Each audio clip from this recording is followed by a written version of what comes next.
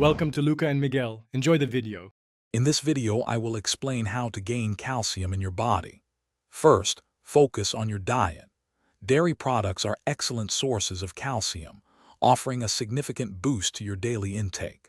Try to incorporate at least 3 servings of milk, yogurt, or cheese into your meals each day.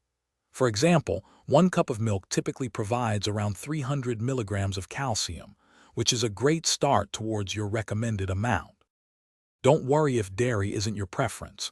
There are many fantastic non-dairy options available. Leafy green vegetables such as kale and collard greens are packed with calcium. Also, look for foods fortified with calcium, like some orange juices, plant-based milks, and breakfast cereals. Even certain fish, like sardines with their edible bones, provide a good amount of this essential mineral. Gaining calcium isn't just about consuming it. Your body also needs help absorbing it. That's where vitamin D comes in. This vital vitamin significantly aids calcium absorption, ensuring your body can utilize the calcium you consume. Try to get 15 to 20 minutes of sunlight exposure a few times a week, or include vitamin D-rich foods like fatty fish and fortified dairy or plant-based milks in your diet.